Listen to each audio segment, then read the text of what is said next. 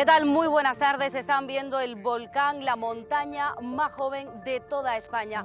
El volcán de la isla de La Palma dejó de emitir lava el 13 de diciembre, pero a día de hoy sus estragos en la población de la isla siguen siendo devastadores. De hecho, estamos en medio de las coladas, unas coladas que arrasaron con más de 1000 hectáreas de terreno en la isla de La Palma. Y nos encontramos muy cerca del barrio de La Laguna, que quedó parcialmente dañado por esa lava. En unos minutos vamos a conectar en directo en una programación especial y estaremos, entre otras personalidades, con los directores del documental que acaban de ver Los días que vivimos. También nos acompañará Miguel Ángel Morcuende, director técnico del PEVOLCA durante la emergencia volcánica en la isla de La Palma. Todo esto y mucho más, porque también estaremos en directo con los vecinos en los llanos de Aridane. Nos vemos en unos minutos.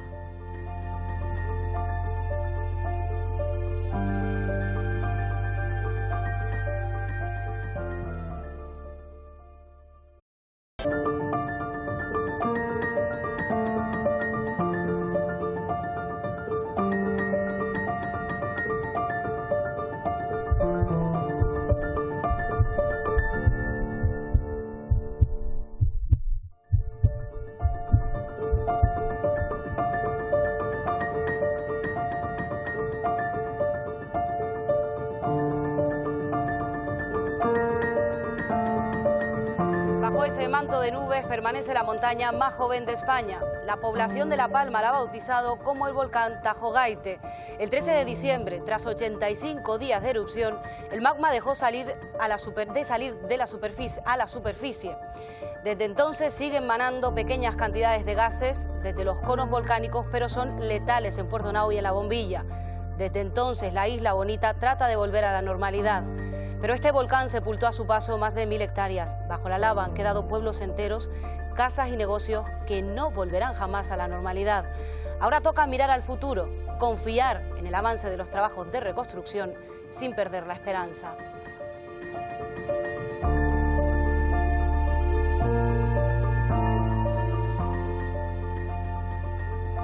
¿Qué tal? Muy buenas tardes. Estamos en un punto clave para entender la destrucción que dejó a su paso este volcán de Cumbre Vieja. Estamos rodeados de lava. En esas coladas permanecen bajo ellas pues negocios, cultivos, viviendas, y además estamos en el barrio de La Laguna, que pertenece a los llanos de Aridane, un barrio que quedó parcialmente sepultado bajo la lava. Y me acompañan esta tarde, primero que nada, Chus Barrera, Pablo Barrio, muchísimas buenas tardes. Buenas tardes. Buenas tardes. Acabamos de ver en Televisión Canaria ese documental, Los días que vivimos, y con ellos vamos a hacer un análisis. Y primero que nada les quiero preguntar qué sensación han tenido cuando han llegado hoy aquí, a esta zona en la que nos encontramos. Pues la verdad que hace no tanto que estuvimos aquí. Todavía estuvimos el viernes en el estreno, no nos acercamos tanto a las coladas como esta vez, pero sí tuvimos la suerte, vamos a decirlo así, de poder filmar toda esta zona, y sí hemos descubierto que hay bastante cambio, bastante avance desde la última vez que estuvimos, que fue en febrero, me parece que fue la última vez que estuvimos aquí grabando. ¿Y tú, Pablo, qué sensaciones cuando has llegado aquí? Cuando pues, miras todavía cómo está esto. Pues no sé qué decirte, la verdad que esto produce desazón bastante todavía. Por un lado, es verdad que se han adelantado las obras, tanto los caminos abiertos, veo por ahí, pero bueno, aquí queda mucho todavía, queda mucho por hacer. Hoy hay muchísimo silencio en este punto, pero hace tan solo unos meses, cuando ese volcán estaba activo, el rugido era constante, había terremotos, deflagraciones, ondas expansivas, unos sonidos que ustedes han reflejado en el documental. Vamos a ver solamente un trocito de ese documental.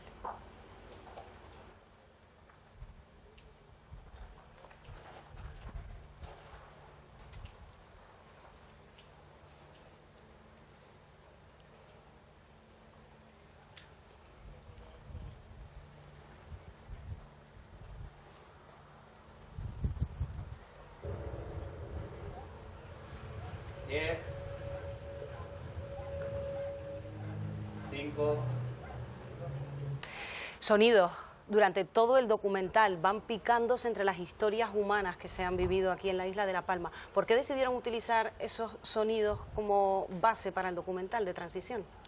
El sonido pensamos que era una de las partes más fundamentales que tenía que tener la película, porque Además teníamos la suerte de tener un compañero que estuvo durante todos los 3 meses de erupción captando todos esos sonidos desde todas las partes, ¿no? Sonidos desde los bosques hasta submarinos, más cerca, más lejos de las coladas, y contábamos con todo ese material, y después se hizo un trabajo muy importante de sonorización, de tratar de empacar esas imágenes con el audio que más o menos tenía que ver con ese momento, ¿no?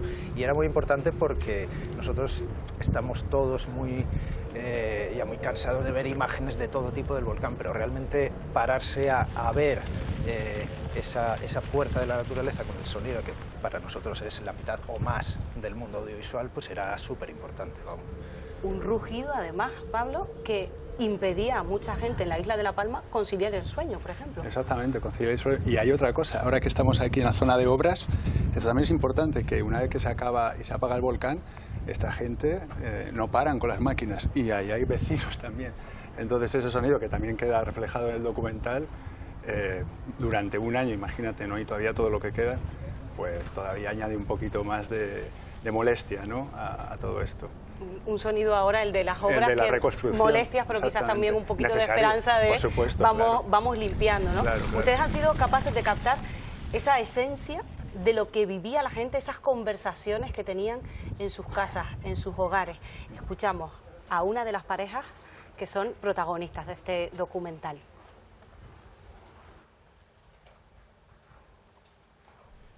Busca por un lado, como si estuviera buscando algo, por un lado, por el otro, y no encuentra lo que está buscando, y por eso se está llevando todo por ahí para abajo. Nosotros, por lo menos, si se lleva la finca, pues mira, tenemos aquí la casa para vivir y empezar de nuevo otra vez, aunque ya estamos medio viejos para empezar de nuevo, pero bueno. Los ánimos no están muy... Yo te levanto para arriba, tú no te Los preocupes ánimos por no eso. están bajos. Yo no me canso de mirarte, muchacha.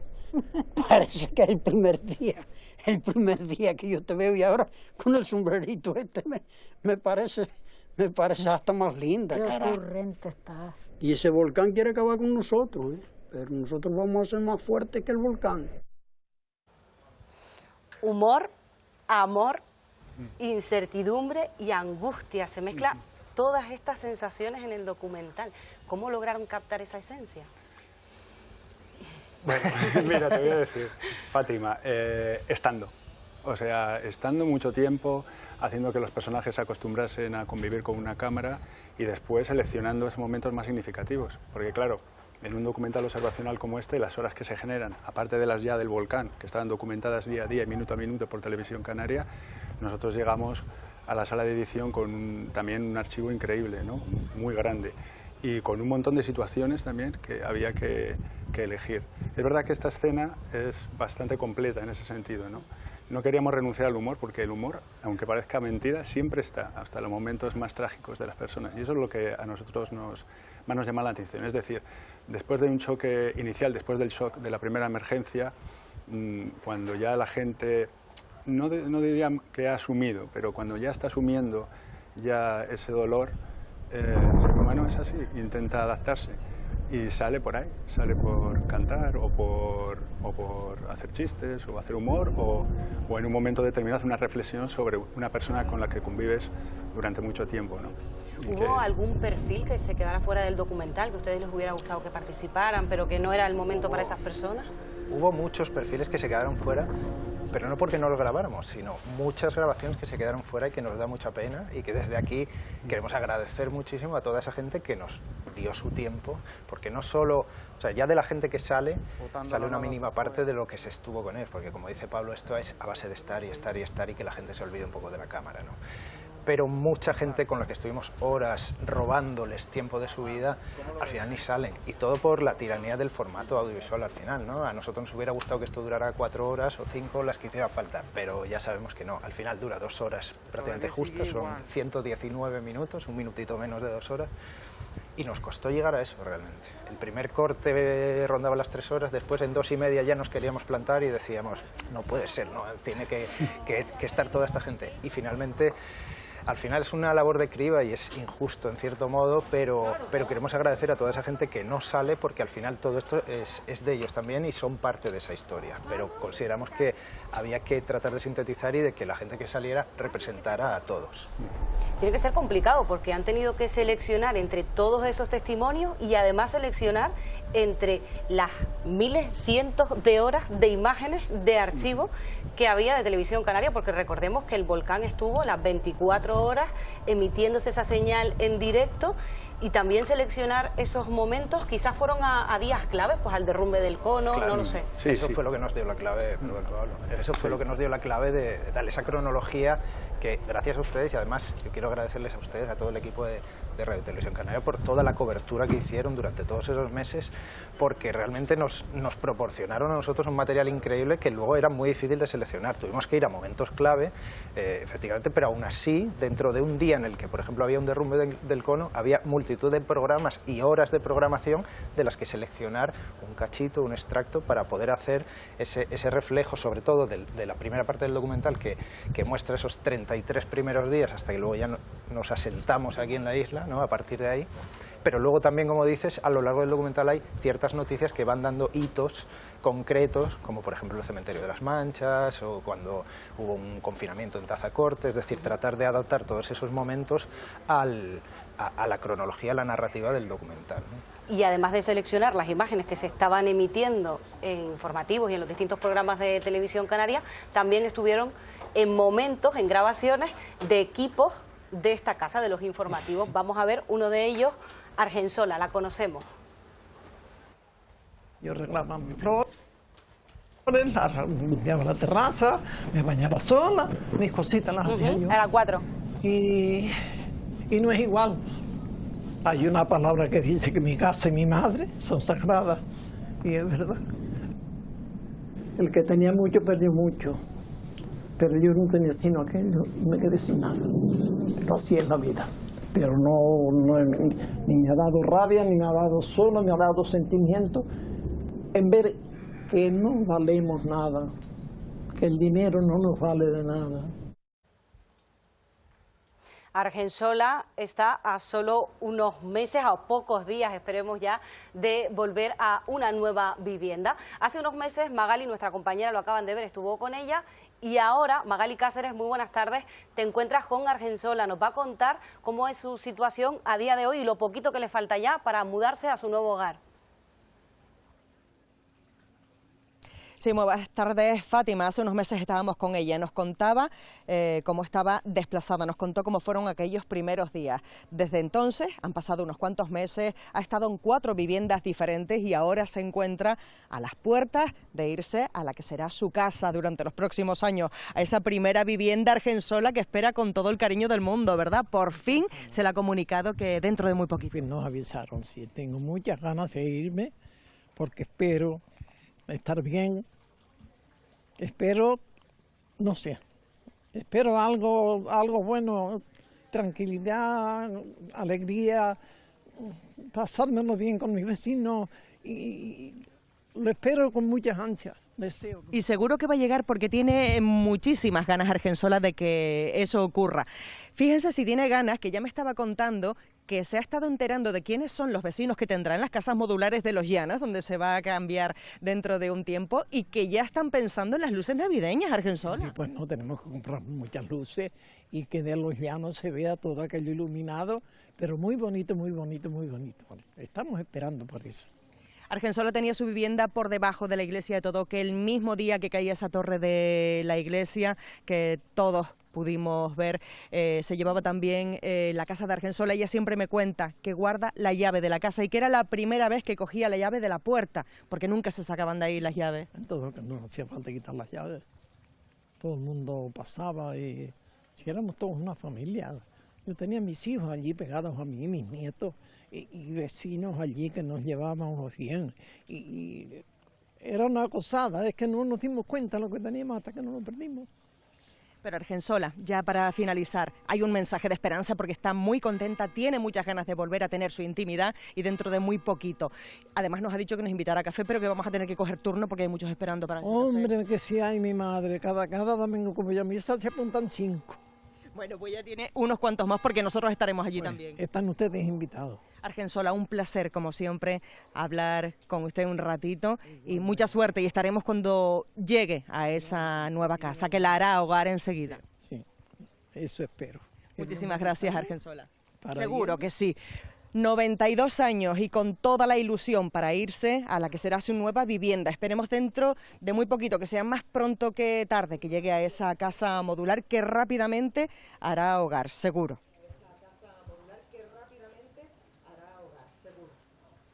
Eso esperamos, Magali, que muy pronto pueda estar en su nuevo hogar. Y además vamos ahora con un momento de esos de esperanza. Uno de los negocios que tuvo que cerrar porque la lava estaba muy próxima, pero que no llegó, está muy cerquita de este set que hemos montado aquí, los servicios informativos de Televisión Canaria. Es el negocio de Inés y de Juan Miguel. Mira con qué ilusión abrieron sus puertas después de la emergencia volcánica. Señores, ha llegado el momento de abrir de nuevo. Gracias.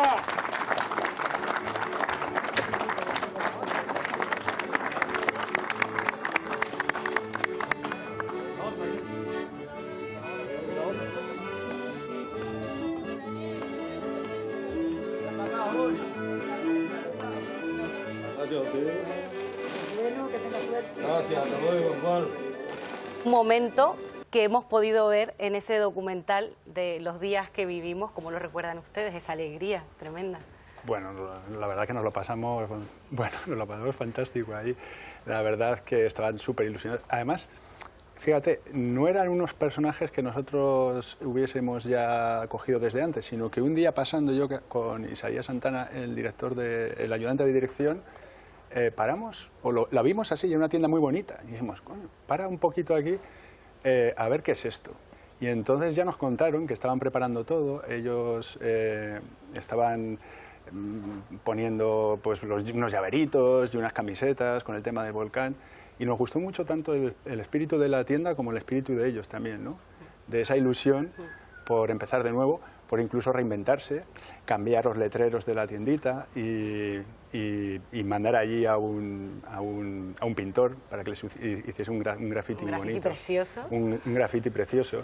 Y luego el día de la fiesta, verdad que tampoco pudimos hablar mucho con él porque estaba totalmente nervioso él, todo el mundo le estaba felicitando, él era el protagonista, ¿verdad? Claro, nosotros fuimos a un previo, digamos, que era cuando estaba preparándose, que es cuando él en la película dice que es uno de los, o sea, espera que sea uno de los días más felices de su vida, junto con su boda y el nacimiento de sus hijos, ¿no? Imagínate hasta dónde llega la historia. Entonces, por supuesto que nos apuntamos a esa fiesta, que además estaba invitado un montón de gente, había compañeros de programas de esta casa y demás, y se montó ahí en esa pequeña callecita un show bastante interesante que queda bien reflejado ahí. Y para nosotros era, de hecho, casi acaba el documental así, porque es uno de los momentos de mayor esperanza que hay y que nosotros vimos en esa vuelta cuando ya empezaba todos los trabajos de la reconstrucción y demás, ¿no? Chus y Pablo, con esperanza termina ese documental y con esperanza terminamos esta entrevista de que muy pronto pues sigamos viendo más sonrisas en la isla de La Palma. Muchísimas gracias por estar aquí con nosotros y además porque ese documental termina con esperanza, no solo porque abre un nuevo negocio, sino también con esa ilusión de empezar a ver los brotes, cómo se empieza a regenerar también la flora y la fauna muy cerca del cono volcánico.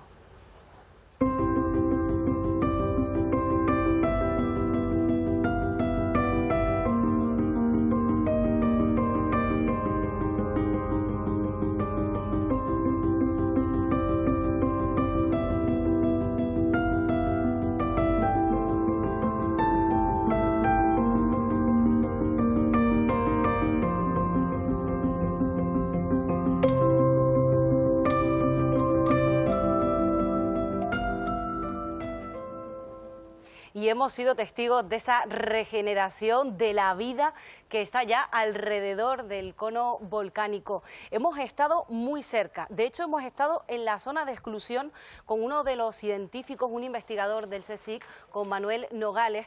Ahí estuvieron nuestros compañeros Tania Sánchez y Nemesio Pérez.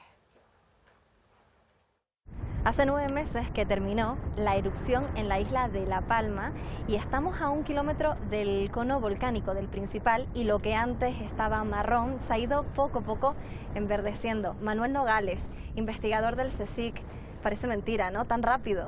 Sí, la verdad es que no teníamos datos prácticamente antes, porque no se había seguido, no se había tenido la ocasión de tener los equipos que tenemos hoy, ¿no? Y la verdad que nos está impresionando lo rápido que se está recuperando, ¿no? Todo, ¿no? Ustedes se están encargando de analizar y ver la evolución, ¿verdad? Todos estos meses, de cómo ha ido cambiando el paisaje. ¿Qué han visto? Bueno, partimos en un principio, sobre todo en los 500 primeros metros más cerca al cono volcánico, que partimos de un paisaje prácticamente devastado por la cantidad de toneladas de gases y de ceniza volcánica que expulsó el volcán, y nos encontramos una biodiversidad pues prácticamente inexistente o muy tocada, esa es la verdad. Ya en primavera vimos algunos cambios importantes, como fue el comienzo de la llegada de algunas aves que no estaban presentes, que desaparecieron en las primeras semanas, y también cómo la vegetación que vivió, que la mayor parte está sumergida debajo de las cenizas volcánicas, porque no olvidemos que hay más de 2 metros de desnivel en algunos de los lugares cercanos al cráter, y ahí nada más que lo que puede vivir, lo que vemos de la vegetación fuera, es la punta del iceberg. La gran parte de lo que es el follaje de la vegetación ha quedado completamente enterrado. Es decir, que hay muchos pinos que nosotros estamos viendo aquí que ya parecen grandes, pero a lo mejor es solo la copa, ¿no?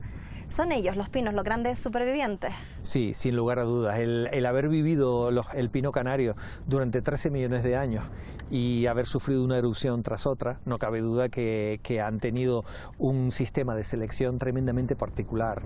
Y ustedes que siguen la evolución casi día a día de este paraje, de este entorno del volcán, ¿qué es lo que más les llama la atención? Bien, a mí particularmente creo que la rapidez de respuesta de tanto de la flora como de la fauna que ha quedado cerca del volcán, y también la que está un poco distante, ¿de acuerdo? Porque de un escenario apocalíptico que prácticamente dejamos cuando terminó la erupción, como bien comentaste, a mediados de diciembre, a encontrarnos con una primavera que ya vimos muchas plantas con flor. Ya vimos muchos insectos que volvían otra vez a visitar esas plantas para hacer la polinización, ya vimos la presencia de semillas, y esperamos que con la llegada de las lluvias, que por cierto estos días están avisadas unas buenas tormentas, empiece todo a normalizarse, todo lo que es el ciclo de vida. Antes comentabas que la ceniza era como una tabla periódica, ¿verdad?, para los árboles. ¿Nos las explicas de nuevo, por favor? Bueno, hemos hecho algunos análisis en los laboratorios del IPNA-CSIC, que son los laboratorios que tenemos en La Laguna, y ahí hemos visto que efectivamente prácticamente la tabla periódica está presente en las cenizas volcánicas, pero lo bueno es que las plantas solamente incorporan aquello que necesitan, y eso es lo que le da el aspecto que estamos viendo por aquí de unos pinos bastante verdes, incluso unos brezos bastante verdes, que siempre pensamos que iban a sufrir muchísimo más de como lo estamos viendo ahora, que se han recuperado pues muy bien. Se ha recuperado entonces antes la flora que la fauna, aunque sí que estamos viendo aves e insectos que empiezan a venir poco a poco. Lógicamente un ecosistema necesita pues todo lo que es un ecosistema perfectamente ordenado en el tiempo. Primero van las plantas, luego van los animales que se alimentan de las plantas, y luego los animales que se alimentan de esos animales que se alimentan de las plantas. El año que viene tenemos previsto intentar hacer algunos análisis predictivos basándonos en erupciones volcánicas históricas, que las tenemos en las inmediaciones, y en base a eso y mediante algunos modelos predictivos intentaremos ver y predecir lo que va a ocurrir. Estamos haciendo unos grandes laboratorios sin duda, ¿no? Siempre lo hemos sido. Sí, pero ahora más, porque tenemos los medios y estamos pudiendo hacer un estudio que hasta ahora no se había podido hacer, esa es la verdad. Sin duda esperamos, Manuel, que así como ha ido sobreviviendo, recuperándose y enverdeciéndose este entorno cercano al volcán, lo haga de igual manera, ¿no?, el pueblo palmero, que tiene que ir poco a poco, pero finalmente lo hará. Sí, a la gente de La Palma, a este pueblo, lo único que tenemos que es manifestarle nuestro agradecimiento, porque nos han acogido desde el primer día maravillosamente bien, nos han cuidado, y nosotros también hemos intentado devolvérselo a base de trabajo y servicio público. Vida en la superficie y también bajo el mar, porque la lava llegó al mar y creó 2 deltas lábicos de 48 hectáreas, y ahí bajo el mar también hay nueva vida. Para explicarnos esta maravilla de la naturaleza nos acompaña Eugenio Fraile, investigador y científico del Instituto Español Oceanográfico del CSIC. Muy buenas tardes. Hola, muy buenas tardes, Fátima, ¿qué tal? ¿Se ha regenerado esa zona al ritmo que ustedes esperaban? Pues la verdad es que tengo que decirte que la naturaleza no deja de sorprendernos, porque si ya intuíamos que esta recolonización en el océano iba a ser bastante rápida, la naturaleza nos ha sorprendido gratamente porque ha sido mucho más rápida de lo que nosotros esperamos. La erupción finalizó en diciembre, como todos sabemos, y tan solo 2 meses después pudimos ir con nuestro buque oceanográfico Ángeles Alvariño nuevamente a la zona y ya vimos que todo el sustrato nuevo, como muy bien acabas de decir, no solamente esas 48 hectáreas subaéreas, sino también otras 30 hectáreas más submarinas, estaban ya prácticamente colonizadas con los primeros colonizadores, ¿no? ¿Quiénes son esos primeros colonizadores? Pues esos primeros colonizadores siempre son las bacterias, pequeñas microalgas o poliquetos o incluso hidrozoos, que lo único que necesitan es una superficie, les da igual lo que sea roca, sea cristal, sea un hierro, sea lo que sea, se van a pegar y obtienen los nutrientes del océano y pueden crecer. No es lo mismo que esta superficie que tenemos aquí, que desgraciadamente va a tardar cientos y cientos de años en poder tener vida. Porque la lava que está bajo el mar ya está fría del todo, a temperatura del agua. Sí, está fría, la que cayó debajo del mar está fría, pero no la que está ligada a los deltas. Si nosotros pudimos bajar también en febrero a los deltas lábicos y tan solo a 10 centímetros de la superficie del delta lábico estaba a 500 grados centígrados. Esto lo pudimos hacer con el Instituto Geológico y Minero de España. Ustedes empezaron la monitorización de la zona el día 29, que es cuando cae la lava al mar. ¿Qué peligros había en ese momento con esa caída al mar, con los gases? Nosotros, el Instituto Español de Oceanografía, llegamos una semana antes de que la lava cayese al mar porque teníamos que medir lo que se llama el background, lo que es la normalidad, cómo está el océano antes de que la lava toque el océano. Y después, por supuesto, estuvimos ese día y continuamos 48 días más en el entorno del suroeste de La Palma, ¿no? Cuando la lava llega al mar, pues ya te puedes imaginar, 1200 grados centígrados en comparación con la temperatura del océano, que está a 24 grados, pues hay un choque térmico enorme, ¿no? La superficie del océano puede alcanzar temperaturas de hasta 50 grados centígrados, el oxígeno pues puede variar, pero el daño más grande que hizo fue la gran cantidad de ceniza y de hialoclastita, porque esa lava cuando llega al mar pues se destruye y se vitrifica, ¿no? Y esos son pues pequeños trocitos que estaban en la superficie del océano.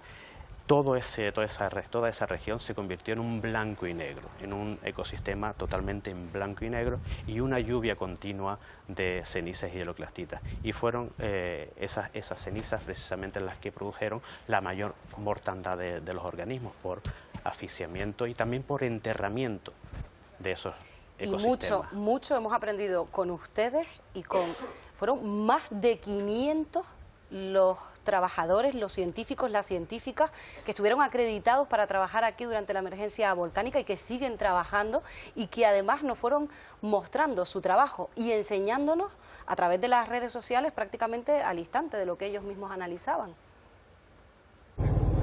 El equipo IGME-GES se dirige al comité científico con las nuevas imágenes.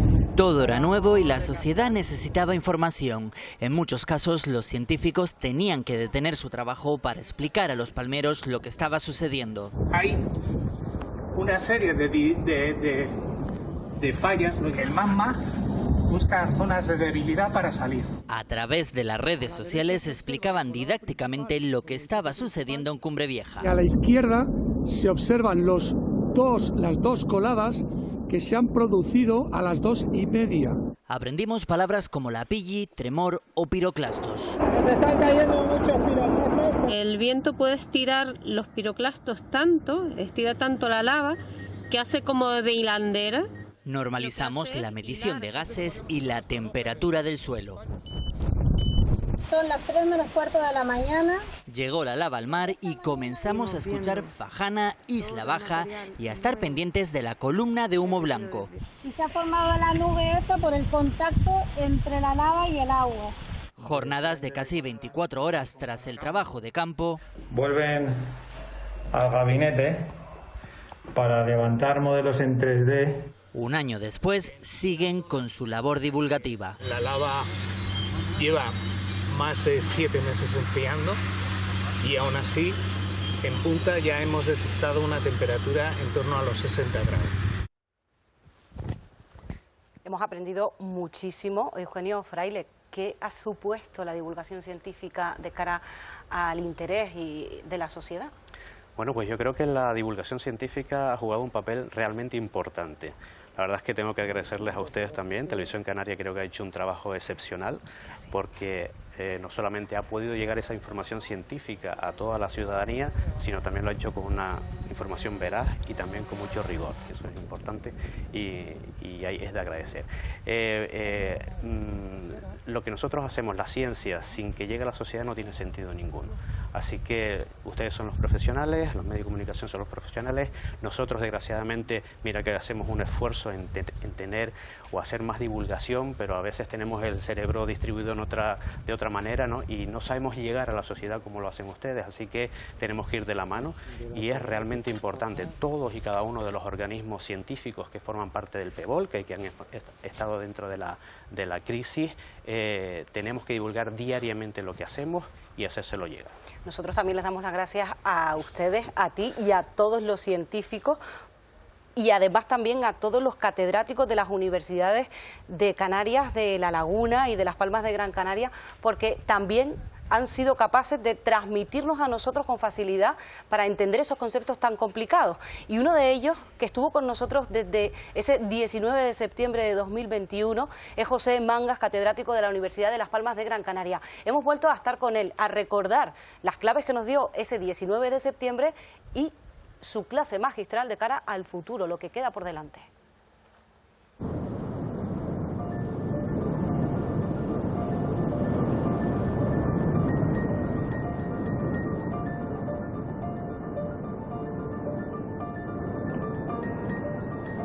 Es lo que veíamos y también escuchábamos en esa primera noche hace justo un año y lo hacíamos con usted en este plató, doctor José Mangas, catedrático de Geología de la Universidad de Las Palmas de Gran Canaria. Bueno, ¿cómo recuerda esos primeros momentos? Bueno, pues lo recuerdo bien porque estaba en casa tranquilamente. Me habían llegado ya varios WhatsApp de que había explotado el volcán y de pronto me tengo la llamada del rector de la universidad, de Lluís Serra, que dice, mira, que me han dicho de Televisión Canaria que alguien de la universidad explique lo que es el proceso volcánico, ¿no?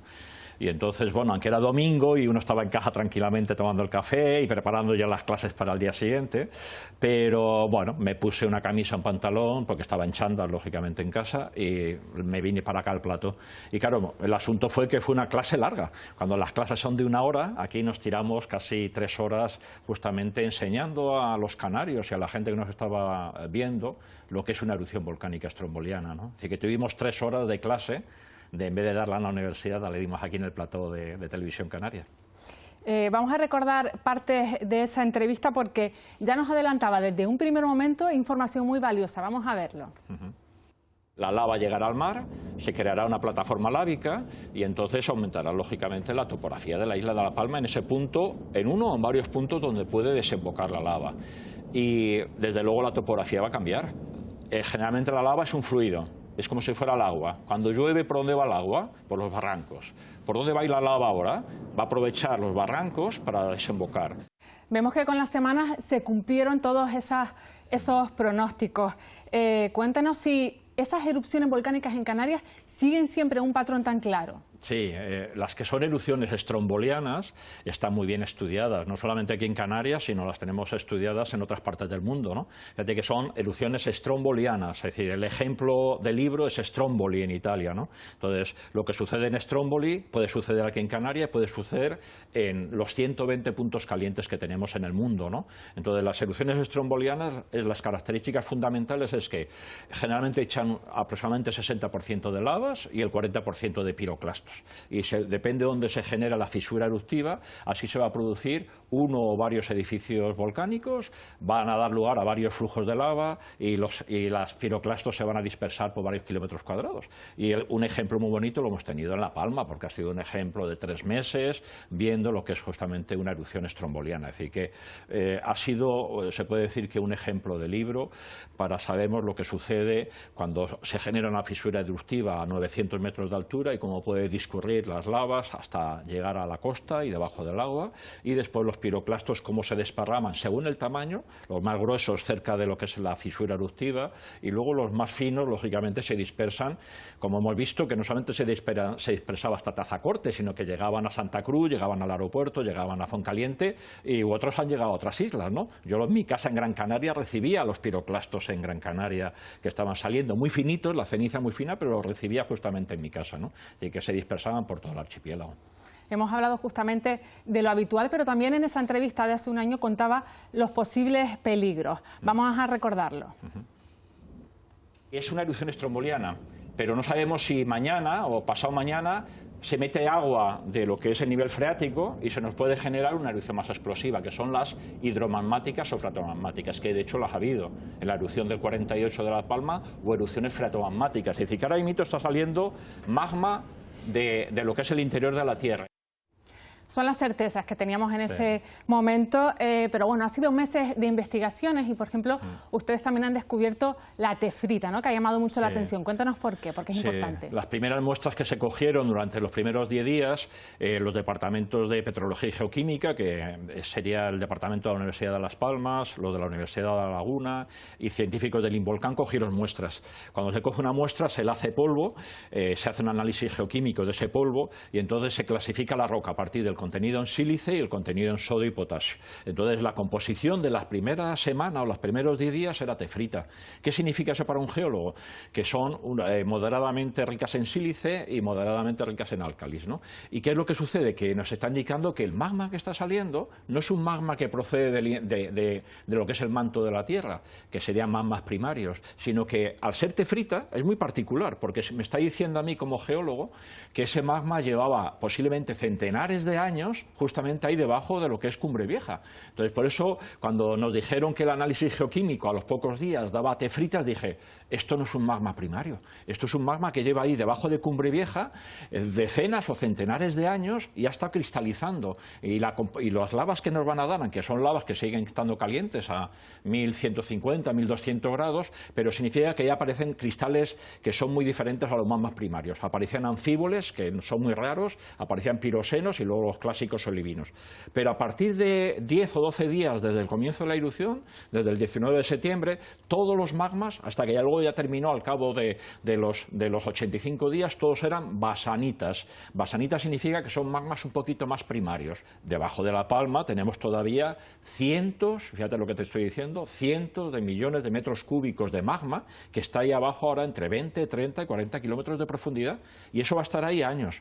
Entonces hemos tenido la última erupción, ojalá tardemos decenas de años en que salga otra vez tefritas y basanitas, pero que está ahí. Es decir, hay que pensar, los palmeros tienen que pensar que la erupción se ha terminado, pero podemos tener todavía ahí abajo, tenemos cientos de metros cúbicos de lava, ¿no? Entonces esa lava, cuando adquiera justamente el volumen adecuado, que se almacene cerca de la superficie y aumente la presión de gases, pueda romper otra vez y generarse otra erupción.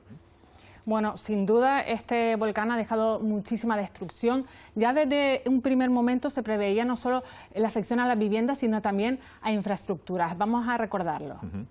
Va a haber pérdidas, no pérdidas humanas, pero sí pérdidas materiales, y habrá que suplirlo de alguna manera. No, posiblemente habrá que, si las pérdidas son importantes, de carreteras, porque al bajar la colada a 1200 grados, tenemos las carreteras se estropean, las tuberías de agua, que están llevando el agua a todos los pueblos, se van a quemar, luego la gente se va a quedar sin agua corriente.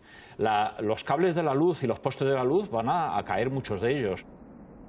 Bueno, hemos repasado lo que sabíamos y lo que sabemos, pero bueno, todavía quedan muchas incógnitas. ¿Sobre qué se tiene que poner el acento? ¿Qué se está investigando? Hombre, lo que conviene es que lo que se vaya a hacer de aquí en un futuro tengan en cuenta lo que son los mapas de riesgo volcánico, ¿no? Es decir, ya se tenían mapas de riesgo volcánico que estaban hechos por la Universidad de La Laguna, por el Departamento de Geografía, y había una tesis de máster de hace 2 años donde se indicaba ya, en caso de erupción volcánica en Cumbre Vieja, pues cuáles eran justamente las zonas donde había alto riesgo y peligrosidad volcánica. Por un lado, peligrosidad que va a poner, lógicamente, iba a afectar a infraestructuras, a viviendas, a la agricultura y bueno, a todo lo que es en sí la ladera. Los mapas de riesgo volcánico están ya están ya hechos, ¿no? Y entonces cuando hagamos unas nuevas construcciones, me da igual de infraestructuras de carreteras, o hagamos justamente polígonos industriales, o edifiquemos una iglesia, que tengamos presente que igual que se han repetido estas 8 erupciones históricas en La Palma,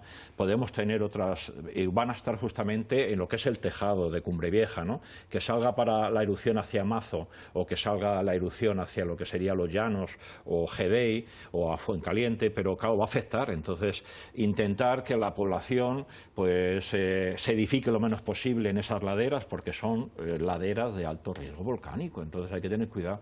Se están haciendo 3 carreteras nuevas que ya se han hecho, ¿no? Una por el municipio de Tazacorte y 2 en el municipio de Los Llanos. Es verdad que hay que conectar el norte con el sur, pero sabemos que es un dinero que estamos gastando y a la siguiente erupción volcánica puede ser que queden destruidas.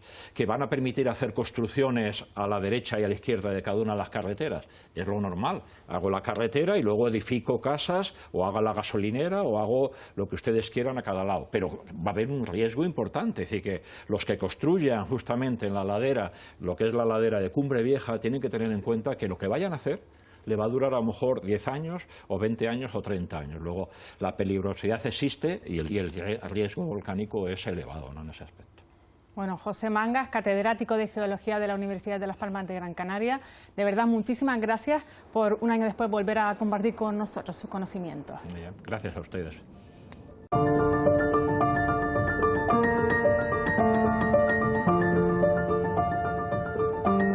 José Mangas, que nos acaba de dar algunas de las claves de cara al futuro de esta zona de la isla de La Palma. ¿Hay algunas propuestas de la comunidad científica de cara a esta reconstrucción? Sí, pero si me lo permites, antes de contestarte, me gustaría mandarles un fortísimo abrazo a todos los palmeros y palmeras, porque sé que este año ha sido realmente duro para todos y todas, y que para nosotros, no solamente para la comunidad científica, sino como canario en general, son un ejemplo de fortaleza, ¿no?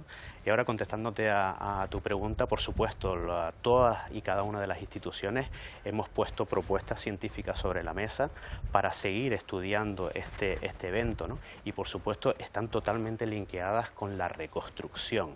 El conocimiento siempre tiene que ir de la mano, no podemos empezar a construir o a empezar a hacer cualquier tipo de acción en este ambiente sin tener ciencia, ¿no? Sin tener cómo se va a comportar ante cualquier efecto que le vaya a hacer. Así que, por la constancia que yo tengo, todas las instituciones van a hacer, y de hecho todavía sin propuesta sobre la mesa, el Instituto Español de Oceanografía tiene un proyecto ya asignado de fondos propios para continuar con el monitoreo en la zona de La Palma, y no solamente en La Palma, sino, como sabes, ya llevamos hasta 11 años yendo de manera continua al volcán Tagoro, que hace ya 11 años de esa erupción, ¿no? Así que nuestro propósito es firme con La Palma y con el Hierro.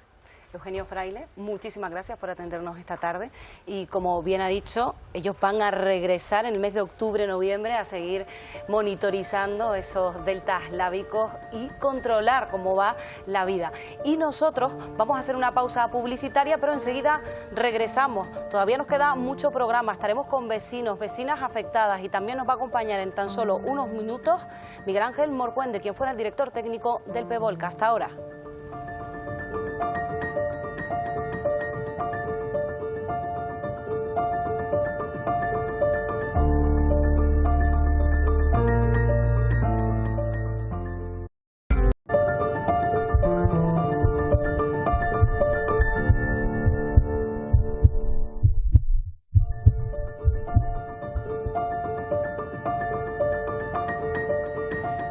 Imágenes en directo del barrio de La Laguna, quedó parcialmente sepultado por las coladas, y están viendo el camino de Cruchica, muy cerca, uno de esos puntos en los que se paró la lava, unas coladas que casi rodean la iglesia. Más de 1000 hectáreas quedaron afectadas por material volcánico. La reconstrucción avanza según permite el material, porque en muchos puntos la lava aún supera los 60 grados de temperatura.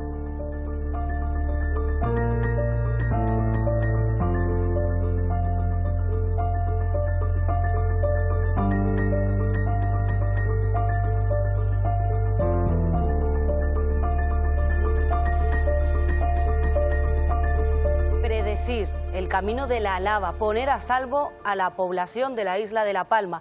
Esa fue una de las tareas fundamentales de Miguel Ángel Morcuende. Muy buenas tardes. Muy buenas tardes. Son muchos las profesiones, muchas las tareas que ha tenido. Si me permiten, voy a leerlo. La erupción le pilló a pocos meses de su jubilación. Morcuende es ingeniero de montes por la Escuela Superior de Madrid, ha sido director insular de la Administración del Estado en La Palma, funcionario del Cabildo Palmero, presidente del Parque Nacional de Garajonay durante 15 años y jefe de Medio Ambiente del Hierro y La Gomera, entre otras responsabilidades.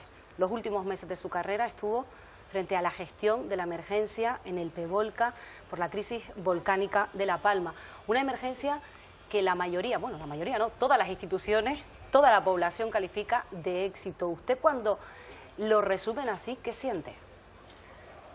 Bueno, pues yo siento, cuando ustedes me dicen esto, una enorme satisfacción, pero yo lo veo fundamentalmente como un trabajo, una obligación que no solamente me impone el plan especial, el Pevolca, sino también me impongo yo mismo como jefe del servicio de emergencias del Cabildo de La Palma, que he sido hasta mi jubilación. Es un compromiso que tengo y que bueno, pues que pongo a disposición de la emergencia, y lo hago con la responsabilidad que tiene que hacerse, o por lo menos intento hacerlo con esa responsabilidad. Y desde luego tengo que decir que conmigo ha estado un equipo de profesionales de primera categoría. Entonces, si hay algún éxito, a quien se le debe es a estos profesionales.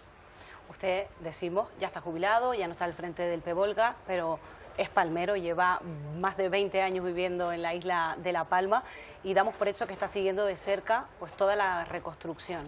Sí, trato de seguirlo de cerca, es algo que me preocupa y es algo que, bueno, que tengo también otra obligación moral de seguirlo. Sí. Digo que es palmero porque es casi palmero, porque lleva más de 20 años viviendo aquí. Usted nació en Madrid, sí, pero se me ha entendido que es palmero porque su vida está aquí. Sí, yo hace 25 años que opté a la jefatura de servicio de Medio Ambiente y Emergencias, que ahora está en el Cabildo, pero que entonces estaba en la autonomía, y lo hice a través de un concurso de méritos, el cual gané en su momento. Hace un año, a las 3:11, usted estaba en directo en Televisión Canaria. Fue justo después de la reunión del Pevolca de ese día. El momento de la explosión lo conoció Morcuende así. Los municipios ya están dando los puntos de reunión y los puntos de encuentro, y de esta manera... ¿Sí? Erupción volcánica. Erupción volcánica. Hubo erupción, sí. ¿Vale? ¿En dónde? ¿Cómo recuerda aquel momento? Bueno, pues fue sorprendente, no porque no lo esperáramos, sabíamos que podía producirse pues en cualquier momento, pero claro, en ese momento cae sobre mí, en este caso, una responsabilidad importante. Ya había caído, pero hasta ese momento todavía habría esperanza de que no se terminara de producir la erupción. Ya ha habido suficientes amagos en Canarias en un momento dado de que se produjera una erupción que al final no se ha consolidado. Entonces, al final yo esperaba en mi fuero interno que no se diera lugar a este tipo de emergencia. Pero en ese momento tenemos una responsabilidad y nos tenemos que poner a trabajar. Ya habíamos estado trabajando, llevábamos desde el día 11 trabajando este asunto, pero a partir de ese momento ya no estamos pensando en si puede ocurrir, ya estamos con la emergencia encima. Le tocó gestionar pues una emergencia sin precedentes en nuestro país y con cientos de personas a su cargo. ¿Cómo se organizaba ese día a día para que hubiera coordinación? Bueno, teníamos una ventaja. El sistema de manejo de emergencias, de cualquier emergencia, se parece mucho. Y los grupos intervinientes nos conocemos de otras emergencias. Y eso es importante. Es importante porque conocemos los grupos de acción, los grupos que intervienen, y conocemos a cada uno de los jefes. Y esto nos facilitó mucho la labor en esta emergencia. Pero por otra parte, tiene unas connotaciones que no tienen otras en las que hemos intervenido, y eso evidentemente es un purgatorio que hay que pasar y para poder adaptarse a lo que pide la emergencia. De todas maneras, estamos trabajando con un plan, el PEVOLCA, un plan especial.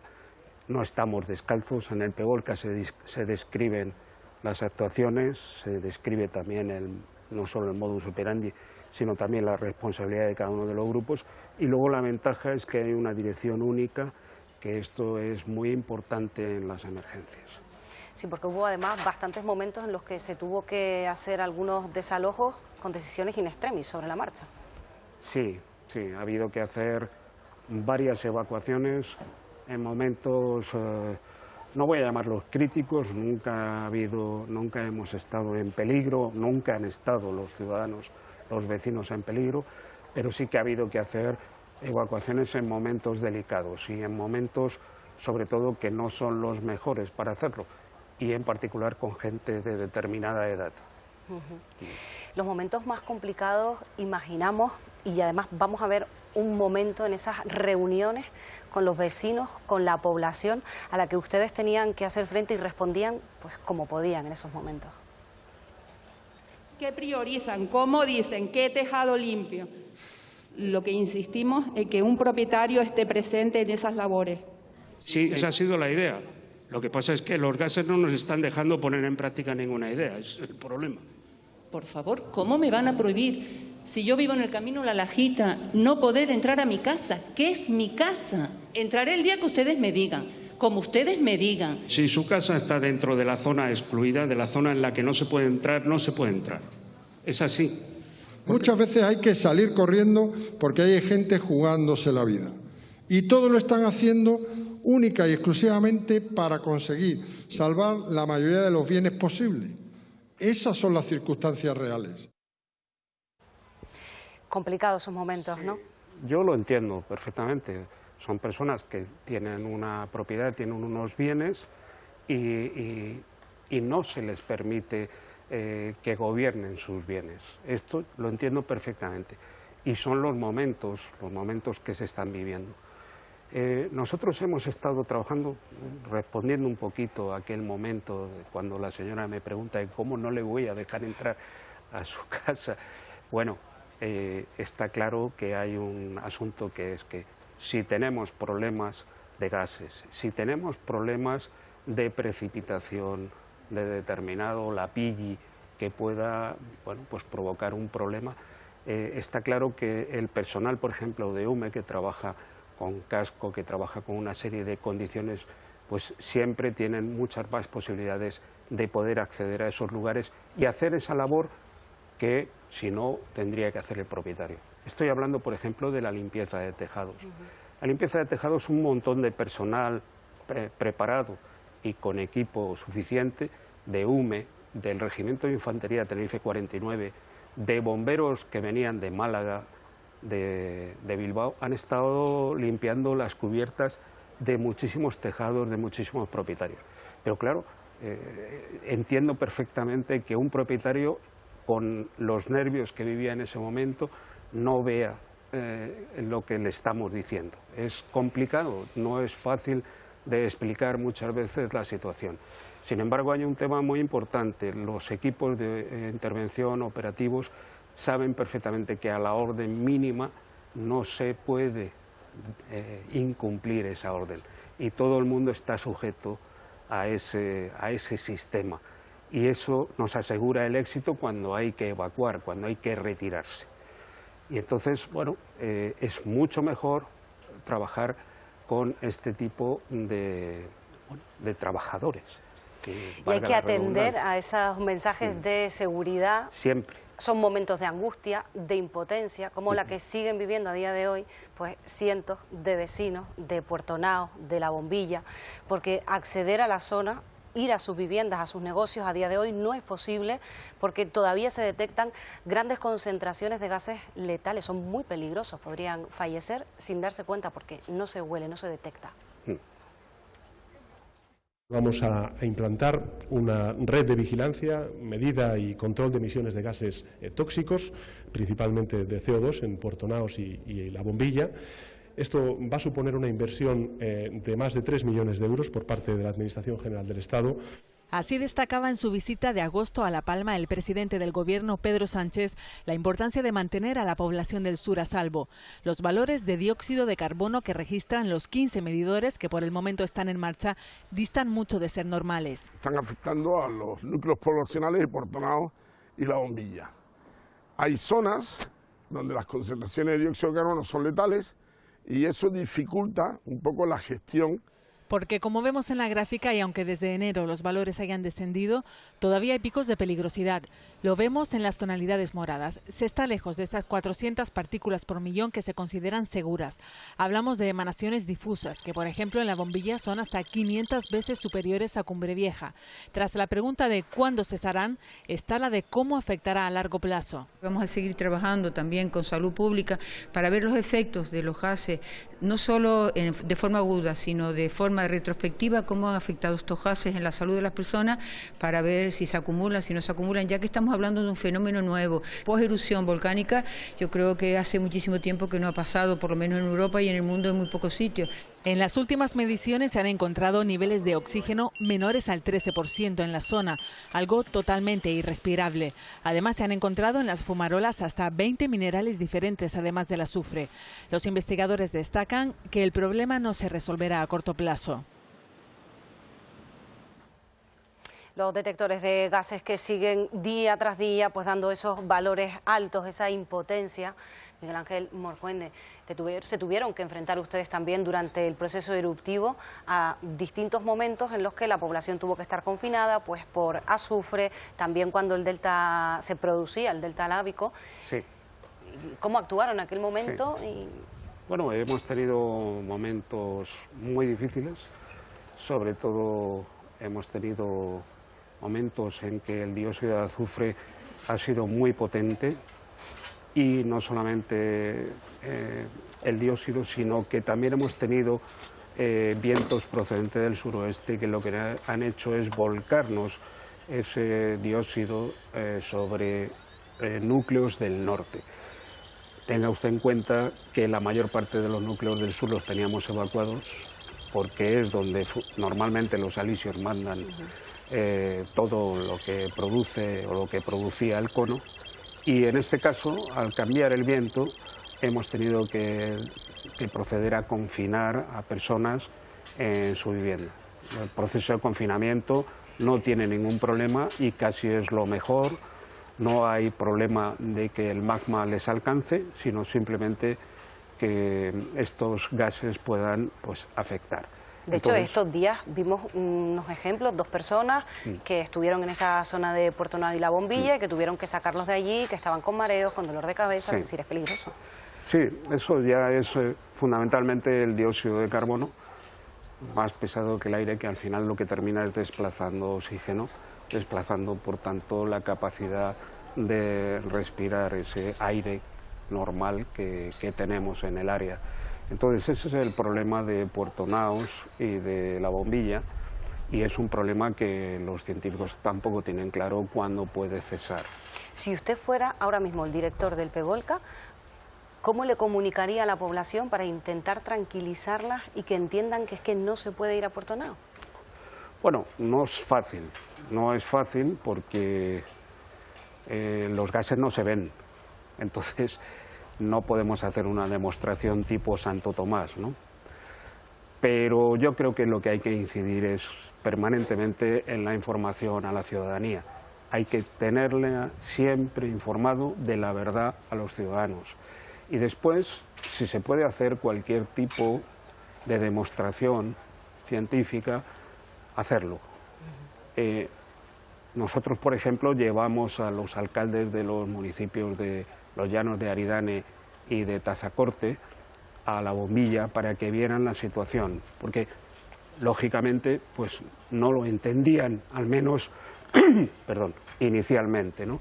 Entonces los llevamos y se percataron claramente de cuál era la situación de bueno, pues de porque además no podemos olvidar que estamos en una fase poseruptiva, a pesar de que el 25 de diciembre se daba oficialmente por terminada la erupción del volcán de Cumbre Vieja. Lo que quiero hoy decir se dice con muy pocas palabras, con 4 palabras. La erupción ha terminado. Terminó el día 13 de diciembre, por la tarde. No hay lava, no hay piroclastos, no hay gases significativos, no hay tremor. La erupción ha durado 85 días y 8 horas. Entendemos que la emergencia no está terminada y que nos queda un arduo trabajo todavía. La emergencia no ha terminado, pero ahora estamos en una fase de crisis volcánica diferente. Si volviéramos a estar en una situación como estuvimos el año pasado, durante todos esos meses, ¿qué cree que habría que mejorar de la gestión que se hizo? Bueno, hay temas que se pueden mejorar. Se puede mejorar algo que está en permanente revisión, que es el propio plan especial. Se puede mejorar sobre todo la información y la formación. La información al ciudadano, vuelvo a repetir, que es vital. O sea, el ciudadano es una parte importante de toda la emergencia, pero no puede estar en primera fila, pero tiene derecho a saber lo que está pasando y sobre todo tiene derecho a saber cuáles son los peligros que nos pueden acechar en un momento dado. No quiero decir que la información que se haya dado sea mala, pero siempre es perfectible. Y después la formación. No podemos olvidar la formación. Y la formación hay que empezarla en los colegios, porque los muchachos jóvenes son los que mejor recepcionan el mensaje. Y por ahí es por donde creo que tenemos que empezar lo más rápido posible, porque volverá algún volcán, no digo en La Palma, pero en Canarias va a volver un volcán. Con esas palabras nos quedamos. Miguel Ángel Morcuende, muchísimas gracias por estar con nosotros esta tarde y muchísimas gracias por su labor durante toda la crisis volcánica en la isla de La Palma. Muchísimas gracias.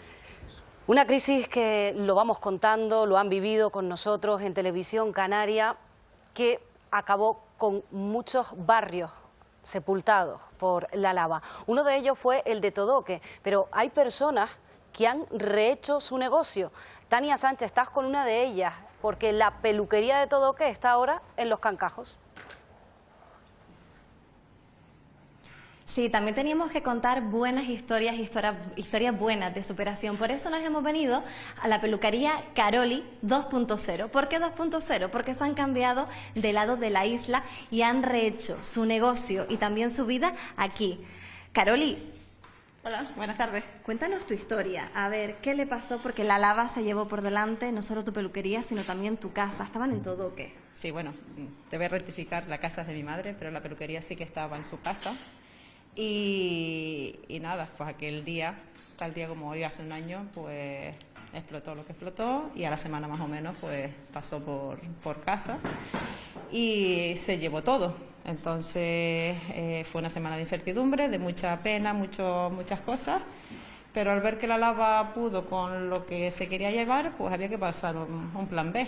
Entonces buscamos aquí en Los Cancajos, porque yo vivo en Breña Baja, y con suerte pues conseguimos este local y nada, pues hay que seguir trabajando porque es lo que tenemos, ¿no? Tenemos salud, tenemos nuestras manos sanas y hay que trabajar para poder seguir. Muchas gracias. Esta es una peluquería que además de espejos, secadores y tijeras, mira el mural que tienen. Es Todoque, es esa peluquería, también es la casa y es ese cruce tan famoso de Todoque y La Laguna. Yo quiero hablar con Rosa, realmente la que era la propietaria de esa peluquería. Rosa, vamos a acercarnos al mural para que el compañero Juan Nemesio pueda... ¡Ay! Espera, que voy a dejar la herramienta, ahora toca barrer. Vale. Han podido, ¿verdad? Por lo menos me decías antes, hay salud. Importante. Salud, alegría y ganas de seguir, porque si nos echamos en una esquina a llorar, pues como que está un poco complicado volver uno a rehacerse y a salir de los problemas. Porque es que es eso, esperar todo por las administraciones como que me parece un poco exigente y que no va a ser posible. Entonces, un poquito de allá, un poquito de aquí y salimos, vamos a salir. Vamos a salir. Me quedo con esa frase. Muchísimas gracias. Pues la peluquería Caroli 2.0, que estaban en Todoque y ahora están aquí en el otro lado de la isla, en Los Cancajos.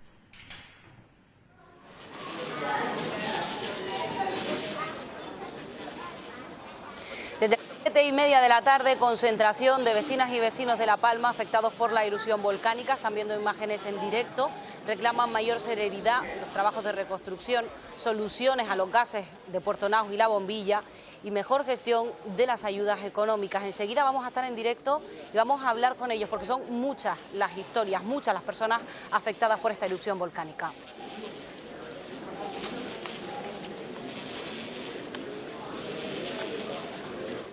Unas 7.000 personas fueron evacuadas durante la emergencia volcánica y miles no han podido regresar a sus casas. Algunas porque han quedado sepultadas bajo la lava, otras porque están rodeadas de lava y no pueden acceder a ellas. Meñi, eres una de las vecinas afectadas. Tu casa estaba en el barrio de La Laguna y justo la lava llegó hasta ese punto. ¿Cómo recuerdas aquellos días? Muy buenas tardes. Hola, ¿qué tal? Pues aquellos días fueron días de mucho miedo, de mucha incertidumbre y la verdad es que bueno, mi casa está ahí debajo, ahí donde pasa la carretera, ahora mismo. ¿La casa quedó afectada? La casa quedó sepultada, totalmente sepultada. Y además vivías aquí en el barrio de La Laguna, ¿llevabas 9 años viviendo aquí? Sí, yo vivía de alquiler en esta casa, pero hacía casi 7 años que vivía en ella. Una de las mayores reclamaciones de la población en La Palma está relacionada precisamente con la vivienda. Con la vivienda. Hay un problema habitacional grande, importante. La gente necesita una vivienda para poder salir adelante y para poder retomar sus vidas, porque es muy complicado y muy duro cuando vas de un lugar a otro vagando sin saber dónde te vas a poder quedar de manera definitiva, o por lo menos durante un tiempo prudencial. Bueno, ya al principio pues todo es como temporal, pero ya necesitamos algo más de estabilidad. Porque hay diferencias, por ejemplo, en tu caso, tú estabas de alquiler, la casa está afectada, ¿has recibido o recibes algún tipo de ayuda? Las ayudas que tenemos las personas que vivíamos de alquiler, que la casa quedó sepultada, como es mi caso, que hay muchos más casos, la ayuda que tenemos es una ayuda estatal de 36 meses que nos cubre la diferencia del alquiler que pagábamos anteriormente, antes del 19 de septiembre de 2021, a lo que estamos pagando ahora, después de la erupción. Vamos a ver un vídeo que resume la situación según las instituciones, y es que fueron 1.600 viviendas, construcciones que quedaron sepultadas bajo la lava según el registro civil, pero según Copernicus, el satélite, fueron casi 3.000. El gobierno daba los datos hace poco, han invertido ya más de 500 millones de euros y dicen que los mayores esfuerzos están precisamente en las viviendas. Aunque la primera reacción fue salvar los enseres, confiando siempre en poder regresar a casa una vez culminase el proceso eruptivo, unas 800 familias no pudieron hacerlo. Para ello se han destinado hasta el momento más de 240 millones de euros. A día de hoy, todas las familias que se quedaron sin vivienda o tienen una vivienda ya de forma definitiva o tienen una vivienda asignada porque saben ya la vivienda que les va a tocar, y una gran parte de ellos han preferido ir por la ayuda del alquiler. En concreto son unas 500 familias las que se han acogido a esta última opción, para la que el Gobierno de Canarias ha consignado 4 millones de euros en ayudas. A finales de 2021 se adquirieron las primeras promociones para los afectados y se comenzaron a construir casas modulares. Ya se han entregado 139 viviendas y continúa el proceso de reposición. Se están construyendo 161 viviendas que ya entregamos. Esas primeras 21 en este mes de septiembre, y la mitad las entregaremos durante el mes de octubre, y las que nos quedaban a principios del mes de noviembre. Desde el Gobierno de Canarias aseguran que ha habido algunos retrasos debido a la demora en la llegada de materiales. Otro contratiempo es el problema de los gases nocivos que en los núcleos de Puerto Naos y La Bombilla impide a cientos de personas regresar a sus casas. Son solicitudes que el Gobierno de Canarias pues nos cuenta que ya se han tramitado, pero lo cierto es que aunque estén tramitadas, las viviendas todavía no han sido ocupadas, ¿no? Exacto, las viviendas están habitadas, y la duda que tiene la gente, la duda que tenemos es cuándo van a empezar. Si es una concesión temporal de 3 años, ¿a partir de cuándo va a empezar a contar? ¿A partir del momento en el que te aprueban el expediente y que te la conceden, o a partir del momento que la vas a habitar? Porque no sabemos cuándo se van a habitar. La reconstrucción, la mayoría de la población pues apuesta por recuperar todo lo que se pueda de lo que esté bajo la lava, toda la zona, volver a construir en los mismos puntos por los que ha pasado la lava. Sí. La comunidad científica dice que la dorsal de Cumbre Vieja puede volver a estallar en cualquier momento. ¿No temen eso? Claro, tenemos el miedo, todos vivimos con el miedo, pero ahora también que ya sabemos lo que puede pasar, creo que también podemos decidir, ¿no?, cómo queremos reconstruir nuestra vida y qué medidas podríamos tomar si hubiéramos también sabido que esto iba a ocurrir, otras medidas que hubiéramos tomado antes, en cuanto a seguros, en cuanto a poder evacuar viviendas y sacar recuerdos, que esa es la parte que más duele, ¿no?, dejar tus recuerdos y tus cosas dentro de tu casa y tener que salir y decidir qué metes dentro de una maleta. Esos momentos tuvieron que ser muy duros y tú lo viviste también, sí. Tuviste que pensar en un segundo prácticamente, aunque días antes les habían dicho que prepararan unas maletas por si acaso, con algunos enseres, pero no lo pensaste. No sé si tú tenías la maleta preparada. Bueno, pues curiosamente habíamos vivido un incendio un mes antes, un mes y 2 días antes, y como había pasado también cerca de la zona de la laguna, nos avisaron de que tuviéramos una maleta en ese momento, en agosto, preparada, y cuando empezó a sonar todo esto del volcán, es verdad que teníamos las cosas un poquito más claras. Y preparé la maleta pues con lo básico, documentos, medicación y poco más, y algunas mudas de ropa. Meñe, muchísimas gracias por atendernos. Como decíamos, son muchísimos las vecinas y los vecinos que siguen estando afectados y que siguen pidiendo soluciones. Y vamos a seguir hablando con ellos, pero nos vamos a trasladar hasta los llanos de Aridane. Ahí está nuestro compañero Javier Sánchez. Muy buenas tardes. Cuéntanos, ¿qué están poniendo sobre la mesa los vecinos y las vecinas esta tarde? Buenas tardes, Fátima. Pues están dejando claro cuáles son esos problemas que aún le acucian un año después de la erupción volcánica. Siguen reclamando que las ayudas no han llegado a todos los puntos, también siguen reclamando soluciones y también siguen reclamando, en el caso de aquellos vecinos que pertenecen a los barrios de Puerto Naos y de La Bombilla, que se les explique realmente qué es lo que sucede en esa zona. Tenemos a uno de los vecinos afectados, en este caso de Puerto Naos, aunque nos puede contar un poquito la situación general de que se está viviendo ahora mismo en el Valle de Aridane. Luis Pajés. Bueno, Luis, hablas con los vecinos, con plataformas un poco. ¿Qué es lo que se les reclama a las autoridades? Realmente no se les reclama nada, solamente se les pide permiso para actuar nosotros directamente con la ayuda de ellos, porque necesitamos una ayuda técnica y lo que pedimos es que nos den agua para poderla meter en los sistemas de alimentación de agua, en los sistemas sifónicos, en las fosas sépticas, en los tanques de transformación, etcétera, etcétera, para intentar con el volumen del agua hacer que los gases salgan, si es que realmente existen, porque todavía tenemos dudas de eso. Hay varios informes, está muy bien que los vulcanólogos en su materia puedan emitir un informe, pero nosotros nos llevamos más por los informes de los científicos y para eso tenemos también un asesoramiento.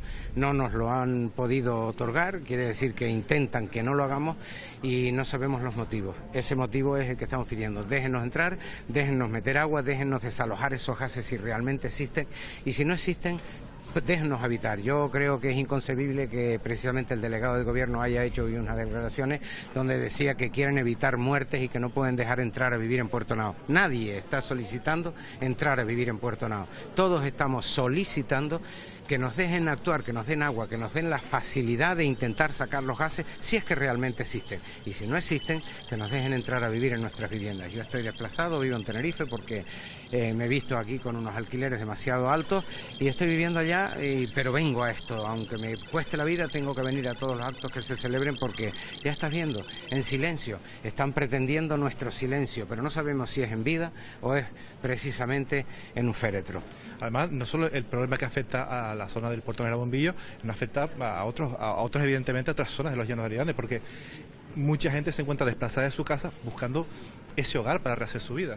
El problema no es solo eso, exactamente Puerto Naos, es que aquí hemos vivido durante 365 días hoy con promesas incumplidas, de la primera a la última. Quizás alguna cosa se ha hecho y alguna ayuda, pero están poniendo dentro del capital que han aportado, del dinero que han aportado, lo que dan los seguros, lo que dan todas estas instituciones, y al final lo que están haciendo es vilipendiándonos, o sea, riéndose prácticamente de nosotros con todas las palabras. Y todos estos que están detrás de nosotros están afectados. Unos han perdido viviendas, otros han perdido trabajo, otros han perdido negocios. Y aquí estamos, con los brazos caídos porque no nos han hecho caso. Y lo que están intentando todos los días es seguir y seguir y seguir abusando de nosotros. Eso es lo que tenemos que evitar. Muchas gracias, Luis Galo. Uno de los afectados en este caso es vecino de la zona de Puerto Naos. Una manifestación que empezaba hace aproximadamente media hora en la zona de los institutos va a terminar en unos minutos ya aquí, en la Plaza de España de los Llanos de Aridane. Y toda esa incertidumbre, no saber cuándo pueden volver a sus casas, pues genera angustia en unas personas más y en otras menos. Y para poder gestionarlo, en muchas ocasiones es necesaria la ayuda de profesionales de la psicología. Por eso hoy nos acompaña esta tarde Tamara Cabrera. Muy buenas tardes. Muy buenas tardes. Profesional de psicología, además del Colegio de la Psicología de Santa Cruz de Tenerife, y estuviste con el equipo desde el primer momento de la emergencia. ¿Cómo fueron aquellos días y por qué es importante que sigan hoy aquí? Sí, desde el minuto 1, desde el Colegio Oficial de Psicología de Santa Cruz se pidió la colaboración de todos los profesionales de la psicología de la isla de La Palma, esto es muy importante, los cuales hicieron un trabajo magnífico y acompañamos todo ese proceso desde la parte presencial aquí en La Palma, con acompañamiento telefónico y con un equipo del Grupo de Intervención de Crisis y Emergencia que se trasladaba los fines de semana para que el equipo de La Palma pudiera descansar. ¿Por qué es importante que sigan equipos de psicología aquí en la isla de La Palma? Hombre, fundamental, porque yo creo que hoy lo hemos visto, ¿no? Con las imágenes, seguimos viendo, seguimos con esta parte visual, ¿no? De la lava, seguimos viendo personas que comentaban antes que no han podido recuperar sus hogares, donde la administración pues quizás no ha ido todo lo ágil que se quiere, y entonces hay muchas situaciones de damnificados que siguen estando quizás en el paso inicial, ¿no? Se ha producido un duelo, que es algo que nosotros siempre decimos, muy importante, que hay una pérdida de arraigo de su vivienda, de su barrio, de sus pertenencias, y eso es difícil, ¿no?, de superar, y cuando vivimos el aniversario todas esas emociones siguen surgiendo, entonces es fundamental trabajar ahora en la reconstrucción. Recordar lo que ocurrió ese día 19 o los días posteriores, cómo iban viendo que sus casas pues quedaban destruidas por la lava. Volver la mirada a esos momentos es bueno para superar el duelo. Sí, efectivamente. A ver, nosotros siempre trabajamos, y de hecho se ha trabajado durante este año con los profesionales que continúan, ¿no?, aquí, esa parte de gestión emocional. Ahí es donde tenemos que seguir insistiendo, en acompañar, en poder poner en palabras todo eso que hemos vivido. Cuanto más yo puedo ir sacando fuera y puedo expresar, más voy a poder gestionar mis emociones, y me va a ayudar en la medida de lo posible de poder vivir de una forma más sana actualmente, ¿no? Evitar el bloqueo, quizás, ¿no?, lo que muchas veces decimos, cuando yo me lo caigo, que es algo... cuando yo me lo callo, que es algo que me gustaría insistir, cuando yo me lo callo, cuando yo me lo quedo para mí, el sufrimiento es para adentro. Entonces es fundamental validar esas emociones, es totalmente normal lo que hemos vivido, ¿no?, en este año. Yo soy de Tenerife y obviamente hoy he vuelto y te duele, pues me imagino todas las personas de la isla de La Palma. Entonces, claro que hay que hablar, hay que trabajarlo, hay que acompañarlo, y lo más importante, seguir avanzando en este trabajo psicológico. En los primeros días de la emergencia se produjeron un repunte de llamadas al 112 por casos de violencia machista. ¿Cómo está la situación a día de hoy? Sí, bueno, ahora yo creo que también se han activado, ¿no?, los protocolos que estaban establecidos. Se ha podido acompañar y dar apoyo a las personas que pidieron, ¿no?, que vivían esa situación, y yo creo que somos conscientes que quizás en ese momento donde se vivieron los desalojos de una forma no tan inesperada, hizo pues que también hubieran más problemas en el hogar familiar. Obviamente eso, después de un año, sí quizás está más controlado con los servicios sociales, con los ayuntamientos y con todas las instituciones competentes. Y bueno, obviamente es algo que no porque haya pasado el volcán, sino creo que es una situación social que hay que seguir trabajando, no solo aquí, sino en todas las islas, ¿no?, y bueno, a nivel nacional, obviamente. Ustedes se marcharon, el dispositivo especial se fueron en enero, y cuando ustedes se van, ¿qué pasa con ese servicio de atención de psicología? Bueno, cuando se fue, digamos, esa intervención primera, se ha continuado, ¿no?, a lo largo de estos meses. Se ha emprendido un programa que es precioso, que es Ponle Nombre al Volcán, con Naviera Armas y el Colegio Oficial de Psicología en los centros educativos, que ha sido precioso, donde se ha podido trabajar con muchos escolares y jóvenes de la isla. Se ha seguido trabajando con el Ayuntamiento de Los Llanos en un convenio con un centro psicológico, y bueno, y seguimos con las gestiones, con Cabildo, se siguen haciendo por parte de la Consejería acciones puntuales de dotar los centros los centros de salud con psicólogos itinéricos. Y bueno, y nosotros del Colegio Oficial de Psicología seguimos luchando, ¿no?, para tener más presencia, para que no nos olvidemos de los damnificados y de los ciudadanos, y que podamos seguir acompañando en este proceso hasta que bueno. Un proceso, un trabajo que necesitan en todas las etapas de la vida, desde infantil, en los colegios y también las personas más adultas. Sí, ahora mismo sí. Nosotros ahora, el volcán no ha seleccionado edad y los daños todos lo sabemos, ¿no? No ha seleccionado.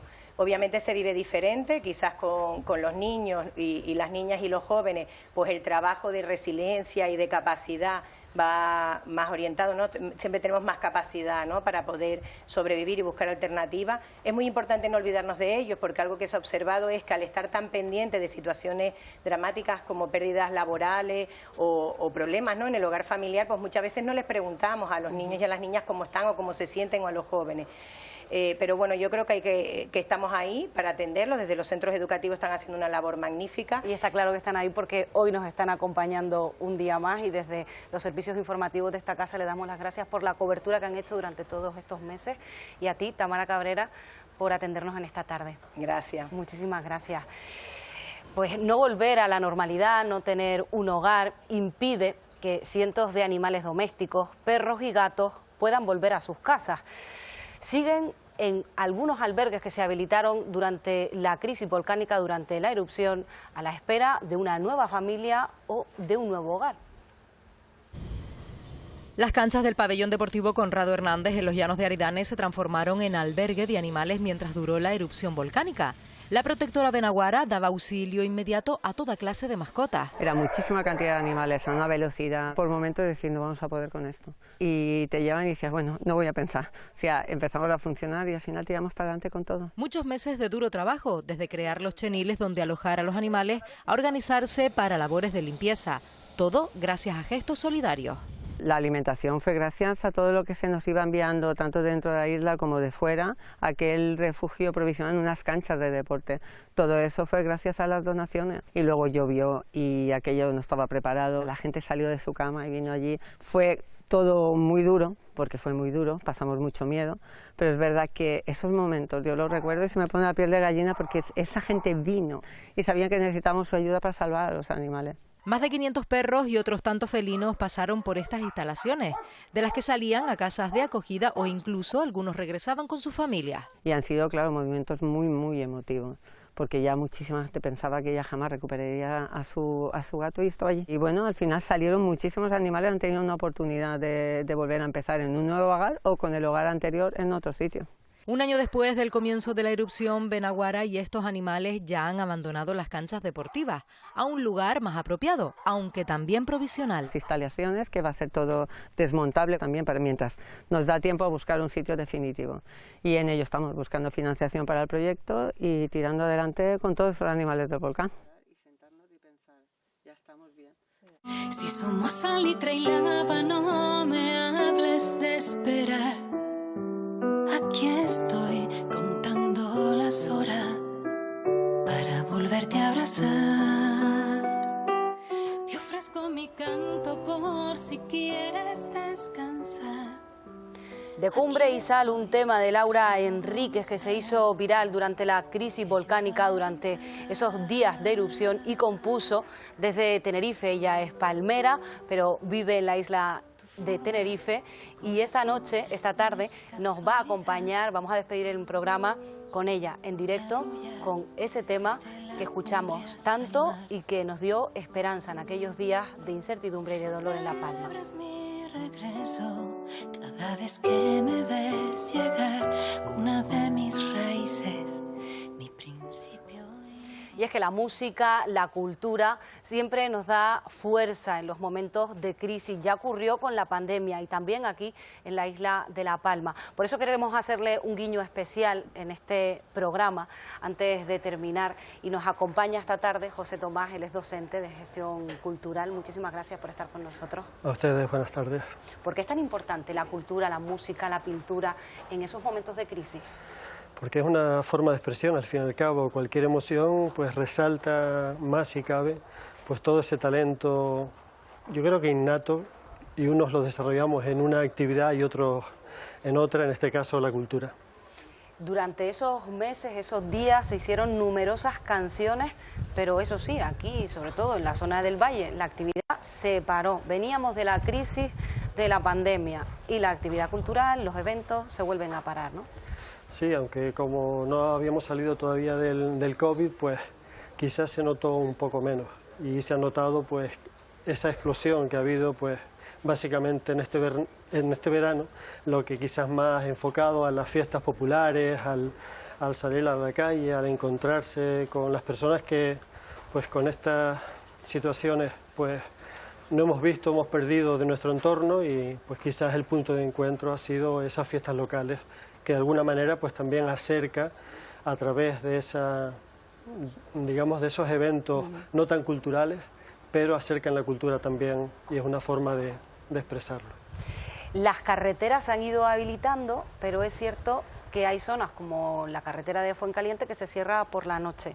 ¿Eso dificulta a la hora de organizar un evento?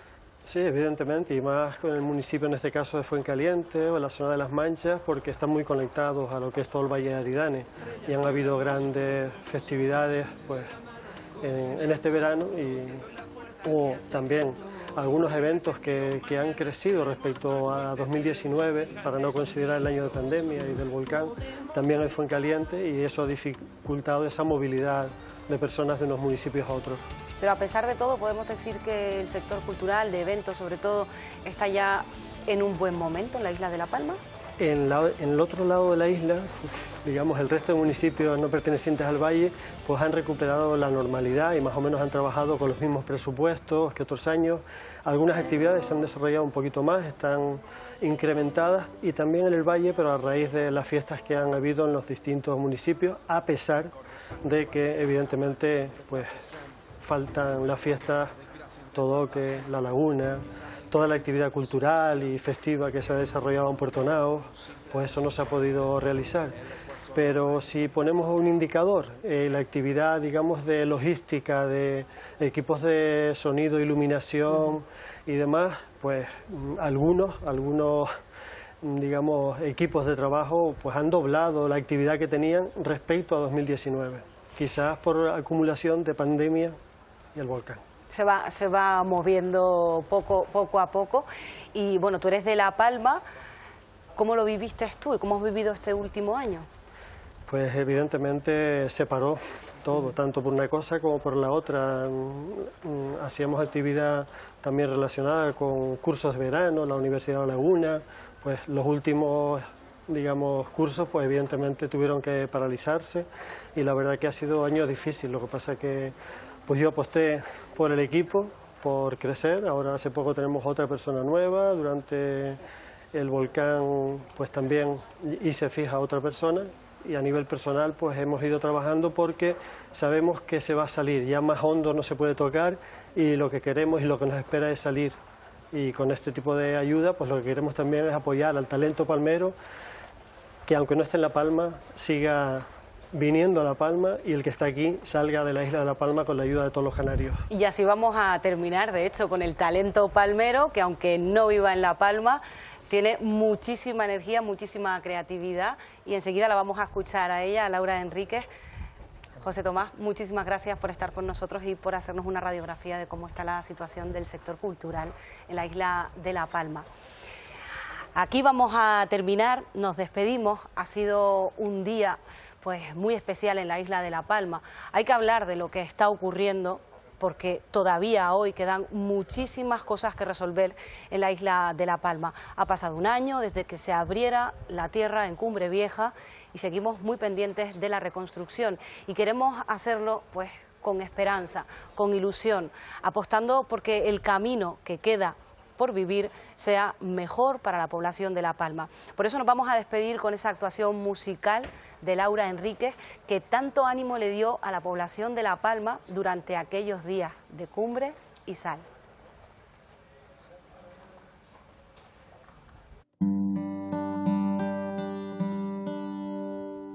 El faro donde aprendí a nadar, las manos que me sabían a sal, los cuentos que mi madre me leía antes de dormir, plaza, el colegio donde empecé a escribir. La casa de Teresa era el rincón donde guardaba sueños y alguna que otra canción. El olor a verano me recuerda la emoción de aquel primer beso que aún guardo en un cajón. Si somos salitre y lava, no me hables de esperar. Aquí estoy contando las horas para volverte a abrazar. Te ofrezco mi canto por si quieres descansar. Aquí estoy, te traigo mis ganas, te ayudo a levantar. Tu forma de corazón no es casualidad. Me arrullas desde la cumbre hasta el mar. Celebras mi regreso cada vez que me ves llegar, una de mis raíces, mi principio y mi final. Si somos salitre y lava, no me hables de esperar.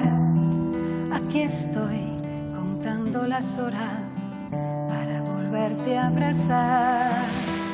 Te ofrezco mi canto por si quieres descansar. Aquí estoy, te traigo mis ganas, te ayudo a levantar. Más bonita que ninguna, más bonita